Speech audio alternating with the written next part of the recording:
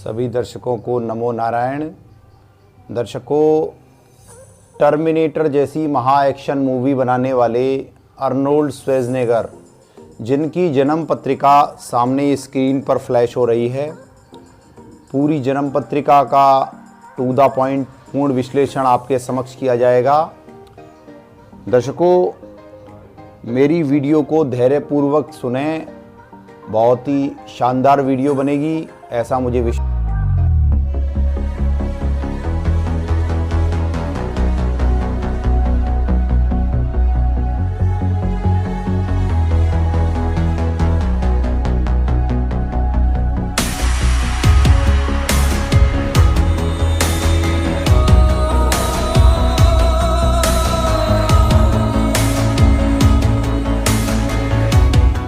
है। सबसे पहले मैं आपको यहाँ अवगत करा दूँ कि 30 जुलाई 1947 में ऑस्ट्रिया में जन्मे अर्नोल्ड श्वार्ज़नेगर, जिन्होंने कई बॉडी बिल्डिंग के खिताब अपनी योग्यता द्वारा हासिल किए, उनकी जन्म पत्रिका आपके समक्ष प्रस्तुत करने जा रहा हूँ। सबसे पहले इनकी कुंडली में यह देखने का प्रयास करते हैं कि कौन से ऐसे पॉजिटिव इफ़ेक्ट्स इनकी कुंडली में हैं जो इनको इतना बड़ा मुकाम हासिल हुआ।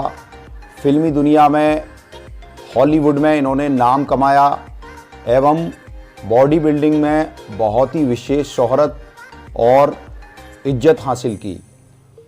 दर्शकों, डेट ऑफ बर्थ का लॉजिक सबसे ज़्यादा महत्वपूर्ण होता है। 30 जुलाई 1947, 30 यानी 3 + 0, मूलांक 3 से प्रभावित 1947 को यदि हम जोड़ेंगे तो इसका योग 21 बैठेगा और 2 और 1 3, यानी कि वह भी मूलांक 3। प्रारंभ में भी मूलांक 3, लास्ट में भी मूलांक 3। दर्शकों, सबसे पहला लॉजिक जो पॉजिटिव इफेक्ट्स है वह है इनकी मिथुन लग्न होना। काल पुरुष की कुंडली में तीसरा भाव पराक्रम को शो करता है। जब भी कोई जातक बॉडी बिल्डिंग में विशेष शोहरत हासिल करेगा तो उसमें थर्ड हाउस यानी पराक्रम हाउस सबसे मेन फैक्टर रोल अदा करेगा। दर्शकों, बुध जो कि 24 डिग्री का होके लगन में दिग्बली भी होकर बैठा है, और जैसा कि मैंने आपको इनकी कुंडली में बताया कि इनकी कुंडली में 3 का लॉजिक सबसे ज़्यादा महत्वपूर्ण है, और जुलाई में इनका जन्म हुआ है जो कि 7वां महीना है।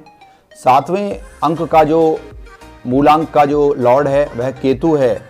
दर्शकों, केतु लगन चार्ट में 6 हाउस में ओम साइन का होकर बैठा है। केतु मंगल का शैडो प्लैनेट है। मंगल की डायरेक्ट दृष्टि भी केतु पर पड़ रही है, एवं छठा भाव जो कि कैरियर का कंपटीशन हाउस है, वहां केतु उच्च राशि में विराजित है, और केतु के डिपोजिटर मंगल की उस पर पूर्ण दृष्टि है। यदि हम नवांश कुंडली में जाएं तो नवांश कुंडली में भी सिंह राशि का केतु विराजित है। जो ज्योतिष के थोड़े बहुत जानकार हैं वह जानते हैं कि सिंह और वृश्चिक राशि में केतु को बहुत ही शुभ माना गया है। यदि हम इनकी नवांश कुंडली पर चलें तो वहां भी बुध जैसा शुभ ग्रह लग्न में ही विराजित है, जो कि बुध लग्न में दिग्बली होते हैं। और जैसा कि आपने देखा कि 30 जुलाई और 1947 वर्ष में इनका जन्म हुआ, दोनों का मूलांक 3 है। बृहस्पति लग्न चार्ट में 5वें भाव में विराजित होकर बुध पर दृष्टि डाल रहे हैं, एवं नवांश कुंडली जो पूर्व जन्म की कुंडली भी होती है उसमें भी बुध लग्न में दिग्बली हैं और गुरु भी यहाँ पर दिग्बली हैं। यानी कि लगन चार्ट में बुध और गुरु की दृष्टि लगन पर पड़ रही है, एवं नवमांश चार्ट में भी बुध और गुरु दोनों ही शुभ ग्रह लगन में बैठकर दिग्बली हो रहे हैं। यदि किसी भी जातक की कुंडली में उसकी शरीर सौष्ठव और बॉडी बिल्डिंग को देखना है तो सबसे पहले यह तथ्य सबसे ज़्यादा महत्वपूर्ण होता है कि लगन पर कितने शुभ ग्रहों की दृष्टि है। दर्शकों, मैंने बहुत सारी कुंडलियां एनालिसिस की हैं। ज़्यादातर कुंडलियों में जो हेल्थ से रिलेटेड इश्यू होते हैं उनमें लगन चार्ट में शुभ ग्रहों की जितनी ज़्यादा से ज़्यादा शुभ ग्रहों की दृष्टि होगी वह कुंडली शरीर सौष्ठव के मामले में उतनी ही पराक्रमी होगी। यदि जो दर्शक मुझे देख रहे हैं वह भी अपनी बॉडी बिल्डिंग में अपना कैरियर बनाना चाहते हैं तो इस चीज़ को नोट कर लें कि लगन चार्ट पर जितने शुभ ग्रहों की दृष्टि होगी, लगन और नवांश में जितने शुभ ग्रहों की दृष्टि होगी, जातक उतना ही शरीर से बलशाली होगा और वह बॉडी बिल्डिंग जैसे क्षेत्र में महारत हासिल करेगा। जैसा कि आपके सामने जो कुंडली फ्लैश हो रही है उसमें साफ उजागर हो रहा है। अर्नोल्ड श्वार्ज़नेगर की कुंडली में लगन में ही ओम साइन का बुध बैठा है, जिस पर गुरु की दृष्टि जा रही है एवं धनु राशि के चंद्रमा भी यहाँ लगन को देख रहे हैं। ऐसा ही इनकी नवांश कुंडली में भी दर्शित हो रहा है।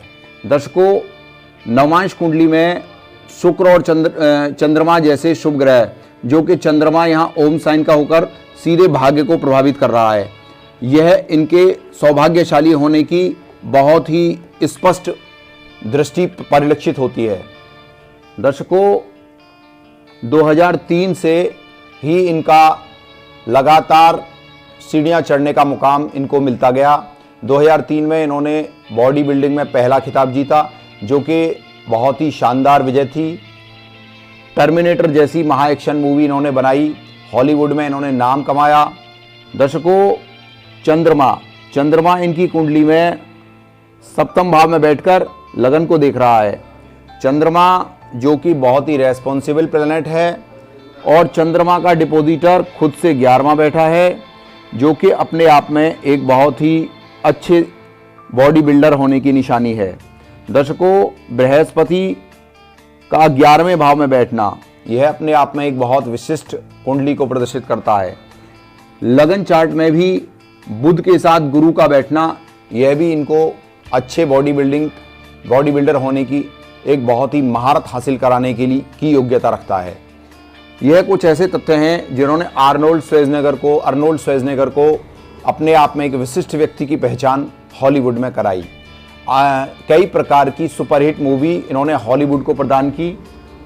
दर्शकों, जन्म पत्रिका में जो भी ग्रह हॉलीवुड में या बॉलीवुड में फिल्मी दुनिया में ले जाने के लिए रेस्पॉन्सिबल होता है, वह शुक्र है। शुक्र इनकी कुंडली में द्वितीय भाव में कर्क राशि में विराजित है, जैसा कि आप सामने स्क्रीन पर देख भी रहे हैं। एवं नवांश कुंडली में भी शुक्र कर्क राशि में ही विराजित है, अतः यहाँ शुक्र परम वर्गोत्तमी भी है। दर्शकों, शुक्र के बिना फिल्मी दुनिया में, एक्शन में या किसी भी प्रकार के अभिनय में महारत हासिल करना असंभव है। अतः अर्नोल्ड श्वार्ज़नेगर की कुंडली में यहाँ शुक्र भी वर्गोत्तमी होकर बैठा है। जैसा कि आप देख रहे हैं, शुक्र कर्क राशि में द्वितीय भावस्थ विराजमान हैं और शुक्र द्वितीय भाव में काल पुरुष की कुंडली में बहुत ही शानदार पोजीशन में बैठा है।